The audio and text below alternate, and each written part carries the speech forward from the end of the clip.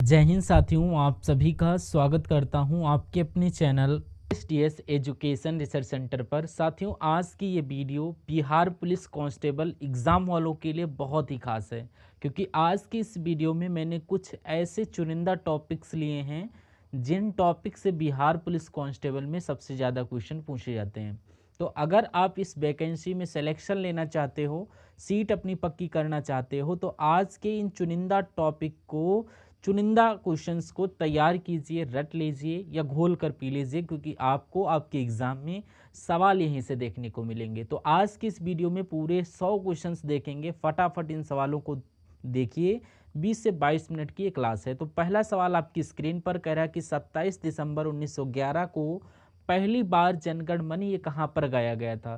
तो ये कहाँ पर गाया गया था? कोलकाता में गाया गया था। आंसर आपका जाएगा सी के साथ। अगला देखिए, भूदान आंदोलन किसने प्रारंभ किया था? तो महात्मा गांधी जी ने, जयशंकर प्रकाश नारायण या विनोबा भावे। तो आपको याद रखना है, विनोबा भावे ने भूदान आंदोलन प्रारंभ किया था। राइट आंसर आपका ऑप्शन नंबर सी। अगला क्वेश्चन, भारत कोकिला किसे कहा जाता? तो भारत कोकिला आप सभी लोग जानते हो, सरोजनी नायडू को ये कोकिला कहा जाता है। अगले नंबर का क्वेश्चन, भारत की संविधान सभा किसके अनुसार गठित की गई? तो मैं कहूँगा सन आयोग के प्रस्ताव पर, कैबिनेट मिशन योजना पर यह गठित की गई थी संविधान सभा। ये आपको याद रखना। Right answer B. अगला देखिए, प्रथम भारतीय नोबेल पुरस्कार विजेता कौन थे? ऐसे पहले व्यक्ति मैं कहूँगा रविन्द्रनाथ टैगोर थे, जिनको नोबेल पुरस्कार दिया गया था, है ना। ये किसके लिए दिया गया था, किस क्षेत्र में दिया गया था? जरा मुझे कमेंट बॉक्स में आप लोग बताइए। कह रहा हमारा राष्ट्रीय गीत वंदे मातरम कहाँ से संकलित है? तो ये आपका आनंद मठ से संकलित है। आंसर आपका डी होगा। उसके बाद देखिए, भारत का राष्ट्रीय पंचांग किस संवत पर आधारित है? ये सवाल सैकड़ों बार पूछा जा चुका है, तो आप लोग याद रखिएगा, शक संवत पर आधारित है। मैं कहूँगा ऑप्शन नंबर सी अगर आप लोग लगा लेते हैं तो भारत का राष्ट्रीय पंचांग ये शक संवत पर आधारित है। उसके बाद देखिए, भारत के राष्ट्रीय ध्वज का डिजाइन किसके द्वारा तैयार किया गया था? तो यहाँ पर अगर हम लोग एनी बेसेंट की बात करें, या सरोजनी नायडू के द्वारा, या विजय लक्ष्मी पंडित, तो यहाँ पर आपका जवाब पिंगली वेंकैया है। तो आपका जवाब बिल्कुल सही हो जाएगा, क्योंकि राष्ट्रीय ध्वज का जो डिजाइन तैयार गया था वो पिंगली वेंकैया ने ही किया था। अगला देखिए, सिविल सेवाओं का सूत्रपात किसे कहा जाता है? तो सिविल सेवाओं का सूत्रपात या जनक आ जाए तो आपको आंसर लॉर्ड कॉर्नवालिस लगा देना है। लॉर्ड कॉर्नवालिस आपको आंसर लगा देना है। उसके बाद देखिए, सीमांत गांधी के नाम से किसे जाना जाता है? तो सीमांत गांधी किसको जाना जाता है? शेख अब्दुल्ला को नहीं, मणिलाल अब्दुल्ला को नहीं, ये खान अब्दुल गफ्फार खान को ही सीमांत गांधी के नाम से जाना जाता है। तो आप लोग चेक कीजिएगा कि आपके कितने क्वेश्चन सही हो रहे हैं। जैसे कि यहाँ पर 100 क्वेश्चन में करवा रहा हूँ, तो अगर आपके यहाँ पर 25 से 30 क्वेश्चन करेक्ट हो जा रहे हैं तो स्कोर आपका ठीक ठाक है। अगर 30 से ऊपर स्कोर रहता है तो अच्छा स्कोर रहता है। अगर 33 से 40 के ऊपर आपका स्कोर रहता है तो बहुत अच्छा स्कोर रहता है। तो लाल किले में मुगल अस्तित्व किसके पतन के साथ समाप्त हुआ? सवाल को समझिएगा थोड़ा अच्छी प्रकार से। लाल किले में जो एक तरीके से मुगल साम्राज्य था, ये किसके खत्म होने के बाद समाप्त हुआ? तो मैं कहूँगा बहादुर शाह, जब इनका शासनकाल पूरा हो गया, ये चले गए, तभी से मुगल साम्राज्य का भी पतन हो चुका था। नेक्स्ट नंबर का क्वेश्चन देखिए, कह रहा कि कौन सी संधि ने पेशवा बाजी राय द्वितीय के स्वतंत्र अस्तित्व को समाप्त किया? तो यहाँ पर जो आपका राइट आंसर बेसिन की संधि, यानी कि कौन सी संधि? तो बेसिन की संधि ने जो आपका पेशवा बाजीराव द्वितीय के अस्तित्व को समाप्त कर दिया। उसके बाद नाना साहब के नाम से किन्हें जाना जाता है? तो बाजीराव प्रथम को बालाजी राव प्रथम या बालाजी विश्वनाथ। देखिए, ये क्वेश्चन बहुत इंपॉर्टेंट है, और मैं कहूँगा अगर आपने ये क्वेश्चन पढ़ रखा और आपको ये जवाब पता है तो आपको पता दिक्कत कहाँ पर आती, सिलेक्शन क्यों नहीं हो पाता। तो ये क्वेश्चन आपके एग्जाम में आता है, ये 4 ऑप्शन आते हैं। अब तुम लोग कंफ्यूज हो जाते हो कि आंसर बाजीराव प्रथम होगा या बालाजी राव होगा या बालाजी विश्वनाथ होगा। तो बच्चे कन्फ्यूजन के कारण यहाँ पर गलत आंसर लगा देते हैं। तो यहाँ पर आपकी इतनी प्रैक्टिस, इतना तैयारी होगी आपकी कि आपका ये कन्फ्यूजन वाला सिस्टम ही नहीं रहेगा। तो इसलिए आप डेली प्रैक्टिस करिए क्वेश्चंस की, उन क्वेश्चंस की प्रैक्टिस करिए जो आपको डायरेक्ट आपके एग्जाम में देखने को मिलेगा। तो बालाजी बाजीराव आपके सवाल का बिल्कुल करेक्ट आंसर हो जाएगा। ठीक है, अगला क्वेश्चन देखिए, यहाँ पर कहा जा रहा है कि क्योंकि आपके एग्जाम में ऐसे ही एमसीक्यू टाइप से क्वेश्चंस आएंगे और मैं वो आपको सारे क्वेश्चंस करवाऊंगा जो धीरे धीरे आपके एग्जाम में क्वेश्चंस आएंगे। अगर आप हमारे यहाँ चैनल से तैयारी करना चाहते हैं तो 80% जो कंटेंट होगा यहीं से मिलने वाला है। तो इन क्लासेस को आप लोग पूरा पूरा देखने के लिए मेहनत करिए।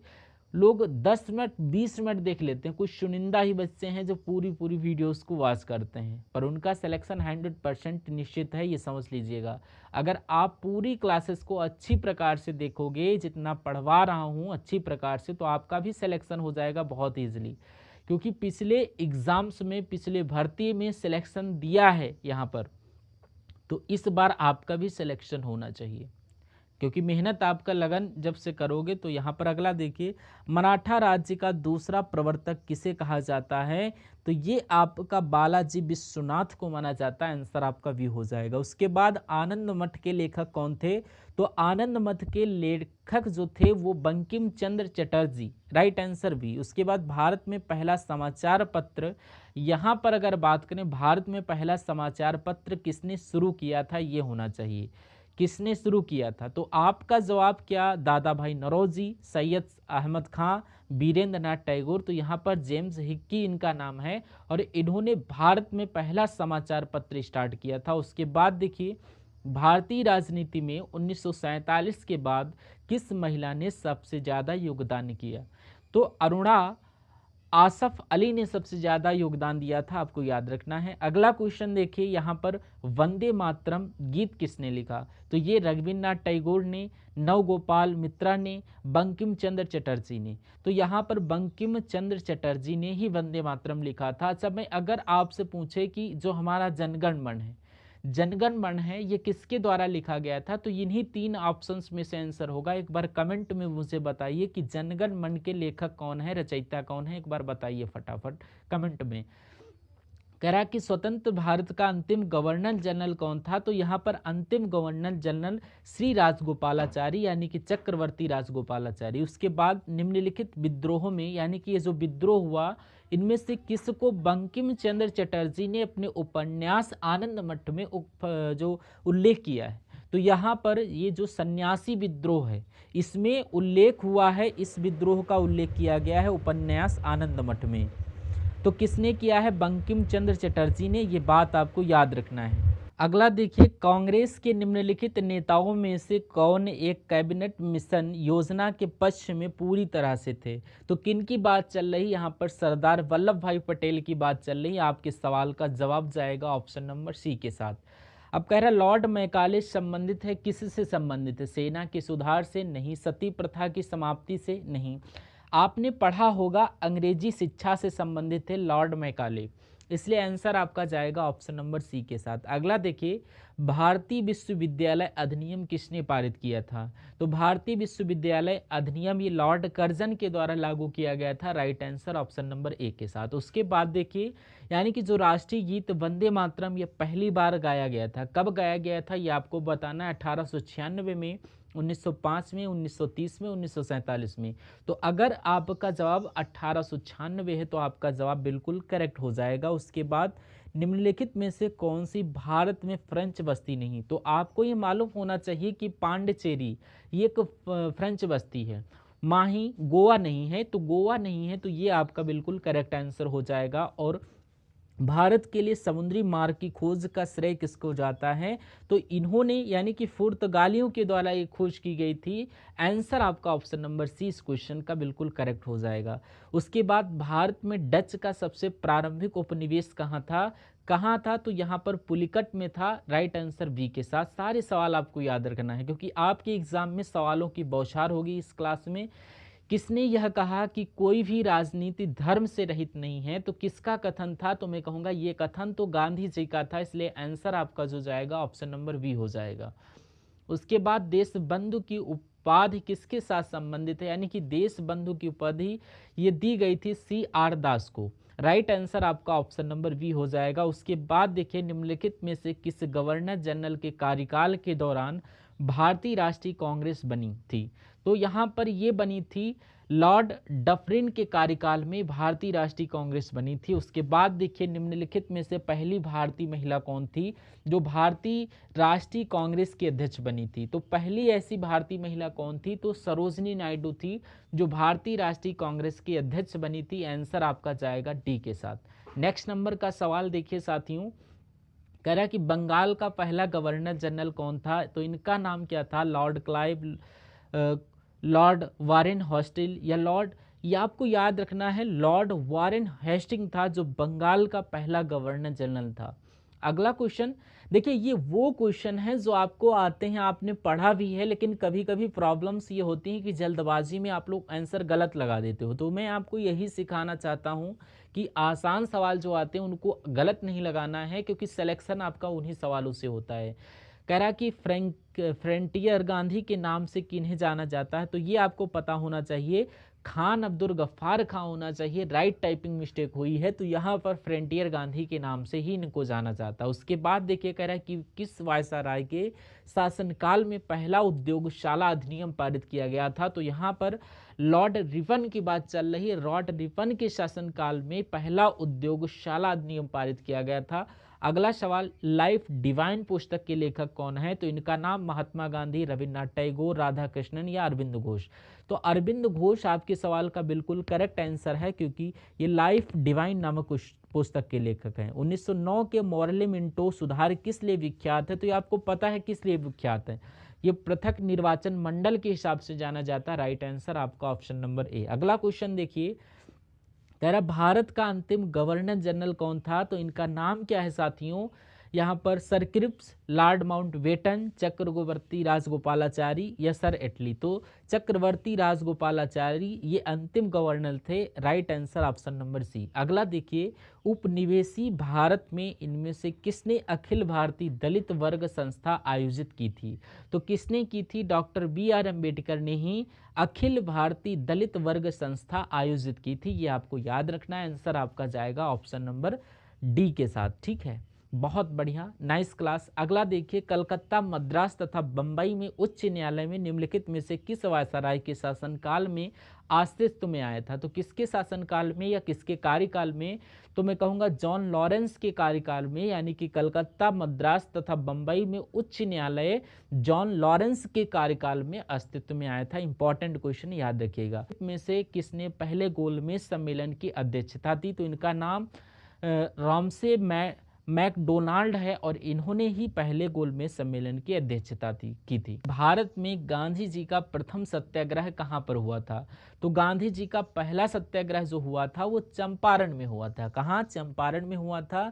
उसके बाद 1946 के कैबिनेट मिशन का नेतृत्व किसके द्वारा किया गया, तो ये सर पैथिक लॉरेंस के द्वारा ही 1946 के कैबिनेट मिशन का नेतृत्व किया गया था। आंसर आपका से।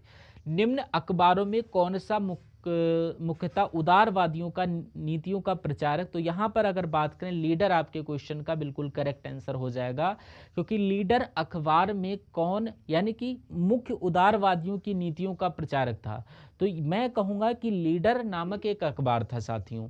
लीडर नामक एक अखबार था जो उदारवादी थे, उदारवादियों के नीति का प्रचारक था ये लीडर नाम का।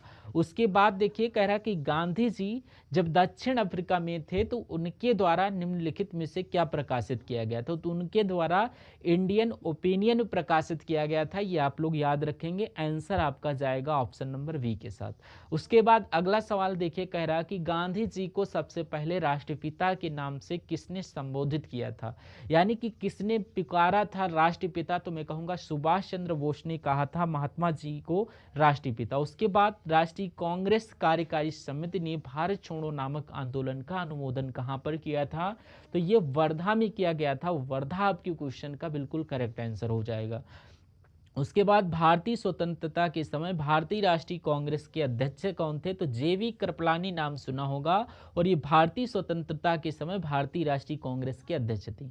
अगला सवाल कह रहा कि कौन गोलमेज सम्मेलन में महात्मा गांधी जी ने भाग लिया था? किस गोलमेज सम्मेलन में? तो दूसरे गोलमेज सम्मेलन में महात्मा गांधी जी ने भाग लिया था और दूसरा गोलमेज सम्मेलन ये आपका 1931 में हुआ था।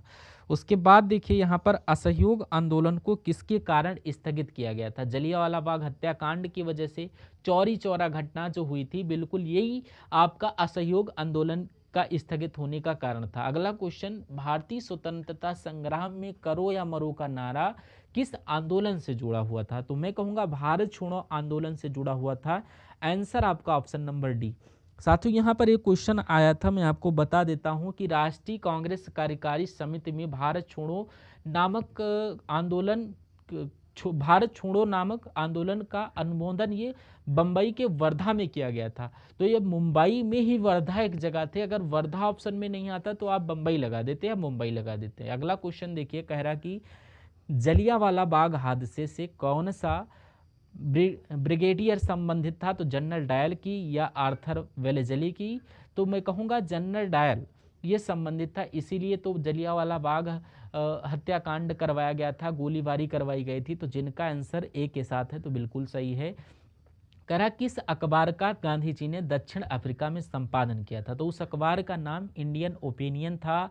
और ये सवाल मैंने आपको कुछ देर पहले अभी करवाया था, इसी टाइप का सवाल। अब कह रहा कि अपने उपन्यास आनंद मठ में बंकिम चंद्र चटर्जी द्वारा बंगाल में किस विद्रोह का उल्लेख किया गया था? तो किस विद्रोह का उल्लेख किया गया था ये आपसे यहाँ पर पूछा जा रहा है, मुझे आप लोग बताइए। चलिए देखिए यहाँ पर क्वेश्चन को, कह रहा है कि चौर विद्रोह का या सन्यासी विद्रोह का? सन्यासी विद्रोह का, या बात करें हम लोग कोल विद्रोह का, तो मैं कहूँगा सन्यासी विद्रोह आपके सवाल का बिल्कुल करेक्ट आंसर हो जाएगा। अगला देखिए, जलियांवाला घटना ये कहाँ? इलाहाबाद, लखनऊ, सूरत? तो मैं कहूँगा अमृतसर में हुई थी। अगला देखिए, गांधी जी ने भारत में अपनी राजनीतिक गतिविधियों का प्रारंभ कहाँ से किया था? तो ये चंपारण से किया था। चंपारण आपके सवाल का बिल्कुल सही जवाब है। कह रहा पाकिस्तान नाम किसने गढ़ा? तो मोहम्मद अली जिन्ना नहीं, तो मैं कहूँगा चौधरी रहमत अली के द्वारा पाकिस्तान नाम गढ़ा गया। राइट आंसर आपका डी हो जाएगा। साथियों, अगर आपने अभी तक इस वीडियो को लाइक नहीं किया तो वीडियो को लाइक कर दीजिए। अगर चैनल पर नए हैं तो चैनल को सब्सक्राइब कर लीजिए। और SSDS एजुकेशन रिसर्च सेंटर पर अगर आपकी पहली क्लास है तो तुरंत इसको सब्सक्राइब कर लीजिए, क्योंकि आपको अगर सिलेक्शन करवाना है तो ये जो वीडियोस आपको प्रोवाइड करवा रहा हूँ एग्जाम से पहले ये सभी वीडियोस को आप लोग अच्छी प्रकार से तैयार करिए, जिसमें जितना कंटेंट और क्वेश्चन करवा रहा हूँ सभी क्वेश्चंस को तैयार करिए। अगर 50 क्वेश्चंस आप लोग करते हो तो 4 से 5, हर 50 सवाल में से 3 से 4 या 4 से 5 क्वेश्चंस देखने को मिलेंगे ही मिलेंगे। चलिए कोई दिक्कत नहीं, अगर 2-2,500 सवाल आप कर लेंगे तो आपके एग्जाम में 70, 80, 85 क्वेश्चंस बहुत ईजिली आते हैं। अगर सारी क्लास आप लोग देख लेते हो तो क्या ही कहना, सिलेक्शन तो आसान ही आपको लगेगा। ठीक है, तो मेहनत उसमें लगेगी, ऐसा नहीं कि जो मैं आपको बोल रहा हूँ ये बहुत आसान है। मैं उस कठिन चीज़ को आसान बनाकर बोल रहा हूँ। अगर आप ऐसा कर लेते हैं तो आपका सिलेक्शन हो जाएगा, लेकिन मैक्सिमम बच्चे ऐसा नहीं कर पाएंगे, ये भी मैं साथ में कह रहा हूँ। तो आज़ाद हिंद फौज का संस्थापक कौन है? तो मैं कहूँगा जिनका भी आंसर सुभाष चंद्र बोस है, तो बिल्कुल सही हो जाएगा आंसर आपका। अब कह रहा कि भारत में किसके शासन के अंतर्गत खिलाफत आंदोलन का आरंभ हुआ था? तो यहाँ पर लॉर्ड चेम्सफोर्ड के अंतर्गत खिलाफत आंदोलन का आरंभ हुआ था। आंसर आपका सी। अगला देखिए, पूना समझौता जो कि 1932 में हुआ था, ये किनके बीच? तो गांधी और डॉक्टर भीमराव अंबेडकर जी के बीच में हुआ था। भारत छोड़ो आंदोलन के दौरान समांतर सरकार का गठन कहाँ किया गया था? तो ये बलिया में किया गया था। आंसर आपका डी हो जाएगा। उसके बाद देखिए, गांधी जी अपना राजनीतिक गुरु किसको मानते हैं? तो ये साथियों गोपाल कृष्ण गोखले को मानते हैं। राइट आंसर आपका डी हो जाएगा। गांधी जी का नमक सत्याग्रह किस आंदोलन का हिस्सा था? तो ये किस आंदोलन का हिस्सा था? ये सविनय अवज्ञा आंदोलन का हिस्सा था। राइट आंसर आपका कौन हो जाएगा? बी हो जाएगा। उसके बाद सरदार वल्लभ भाई पटेल को जो सरदार की पदवी या उपाधि दी गई साथियों, ये किसने दी? ये आपको बताना है, गांधी जी के द्वारा या कहीं ना कहीं आपका गांधी जी के द्वारा दी गई थी। भारत की आत्मा जो गांव में निवास करती, ये कथन किसका है? तो ये विनोबा भावे ने, जय प्रकाश जवाहरलाल नेहरू ने या महात्मा गांधी जी ने यह बात कही थी।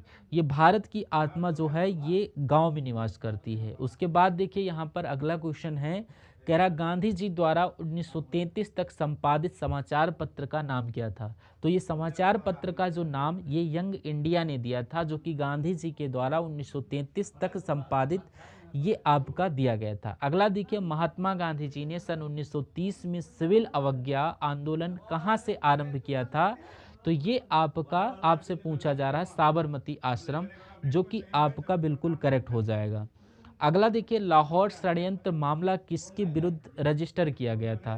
तो लाहौर षड्यंत्र मामला जो भगत सिंह के विरुद्ध रजिस्टर्ड किया गया था। राइट आंसर आपका ऑप्शन नंबर बी हो जाएगा। आंदोलन से भारतीय राजनीति में प्रवेश किया था, तो यहाँ पर अगर बात करें तो चंपारण आंदोलन आपके सवाल का बिल्कुल करेक्ट आंसर हो जाएगा। अब गांधी जी ने चंपारण आंदोलन में भारतीय राजनीति में प्रवेश किया था। उसके बाद देखिए, कौन सा भारत आने वाला पहला अंग्रेज जहाज है? तो अंग्रेज जहाज आपसे पूछा जा रहा, मतलब अंग्रेजियों का जहाज। ऐसा कौन सा भारत आने वाला अंग्रेजों का पहला जहाज है? तो मैं कहूँगा रेड ड्रैगन इस जहाज का नाम ऑप्शन नंबर 3 हो जाएगा। अगला देखिए, कह रहा है कि किस राज्य के प्रदेश में पुर्तगालियों ने भारत भूमि पर अपने प्रथम दुर्ग का निर्माण किया था?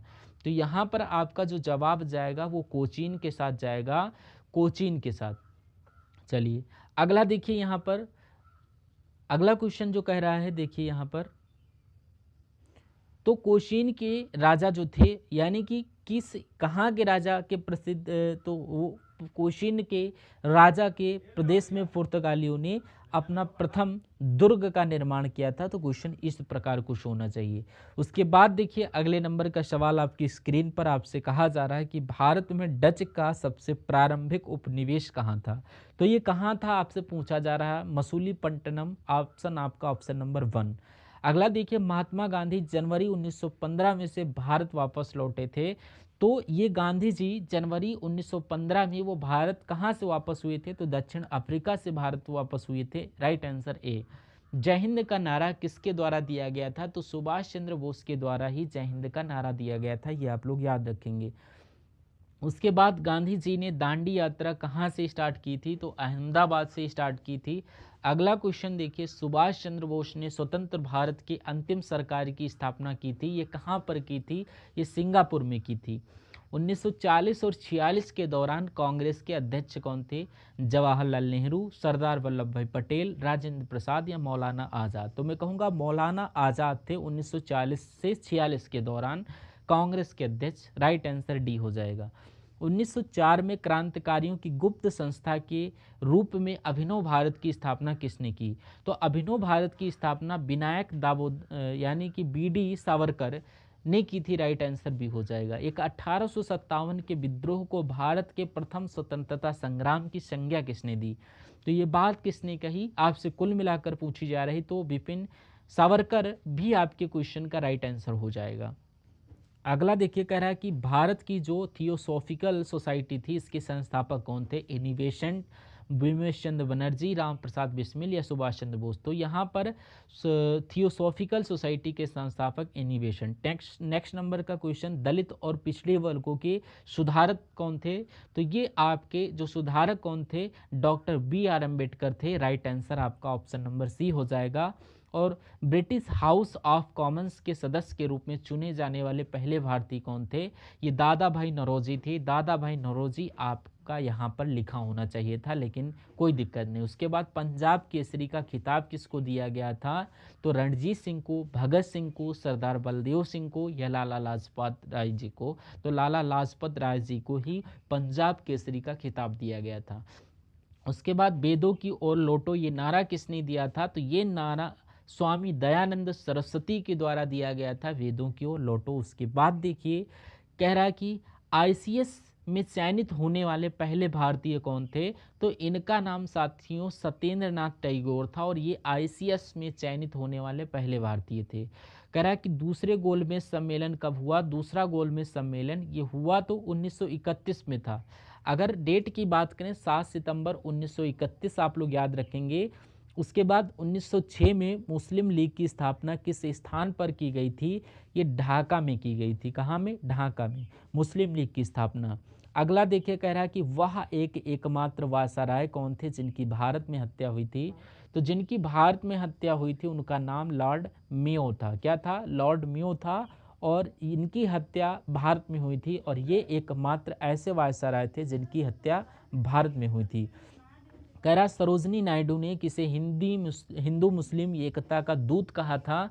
तो मोहम्मद अली जिन्ना आप लोग याद रखेंगे, जिनको हिंदू मुस्लिम एकता का दूत कहा गया था। उसके बाद भारतीय राष्ट्रीय कांग्रेस के दो समूहों गर्म दल और नरम दल में अच्छे संबंध किस समझौते में बने? तो लखनऊ समझौते में नरम दल और गर्म दल के बीच अच्छे समझौते मिले, जिसमें लखनऊ समझौता इंपॉर्टेंट है। अगला देखिए, काकोरी षड्यंत्र के तहत काकोरी और लखनऊ के बीच ट्रेन में डकैती कब हुई थी? 1931 में, 1919 में, 1925 में? बिल्कुल साथियों, 1925 आपके सवाल का बिल्कुल करेक्ट आंसर हो जाएगा। अगला देखिए, यहाँ पर कह रहा है 1880 के दशक के प्रारंभ में आर्य महिला समाज की स्थापना किसने की थी?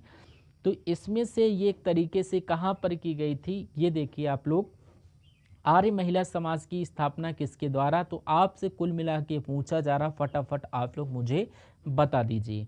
देखिए, तो अगर आपका जवाब पंडिता रामाबाई है तो पंडिता रामाबाई आपके सवाल का बिल्कुल करेक्ट आंसर है।